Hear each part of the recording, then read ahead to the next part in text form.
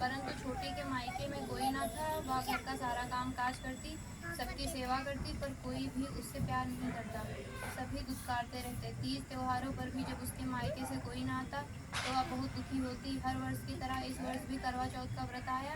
अन्य बहुओं के मायकों से उनके छोटे भाई करवा लेकर आए, किंतु छोटी के मायके में यदि कोई होता तो करवा लाता। सास भी छोटी को खरी खोटी सुना रही थी। वह दुखी हो घर से निकल पड़ी और जंगल में जाकर रोने लगी। एक नाग बहुत देर से उसका रोना सुन रहा था। अंत में वह अपने बिल से निकल आया तथा छोटी बहू से पूछने लगा, बेटी क्या बात है, तुम क्यों रो रही हो? छोटी बहू बोली, आज करवा चौथ है, मेरा कोई भाई नहीं है। यदि मेरा कोई भाई होता तो आज जरूर करवा लेकर आता। नाग को छोटी बहू पर दया आ गई। नाग ने कहा, बेटी तुम घर चलो, मैं अभी करवा लेकर आता हूँ। थोड़ी देर बाद वह नाग बहू की ससुराल पहुंचा। ससुराल वाले इतना सामान देखकर चकित हो गए। सास भी प्रसन्न हो गई। सास ने प्रसन्न मन से छोटी बहू को नाग देवता के साथ भेज दिया। नाग देवता ने छोटी बहू को अपना सारा महल दिखाया और कहा, जितने दिन चाहो आराम से रहो, मन चाहा खाओ और चाहा पहनो, पर एक बात याद रखना, सामने रखी नांद कभी मत खोलना। छोटी बहू सारा समय महल में आराम से काटती, पर नांद के बारे में उसकी उत्सुकता बढ़ती जाती।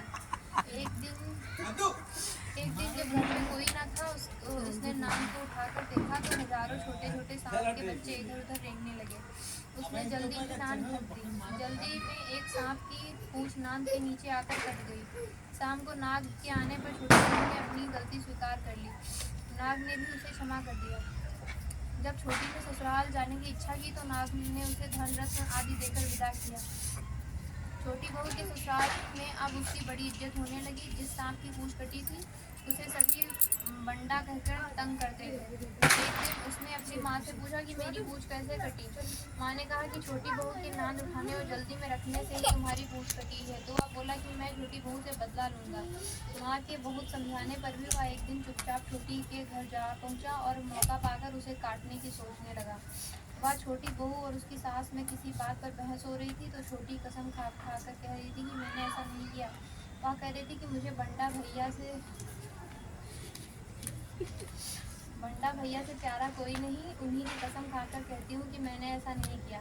बंडा भैया ने जब सुना तो सोचने लगा कि जो मुझसे इतना प्यार करती है मैं उसे ही काटने आया हूँ। वह चुपचाप घर चला गया।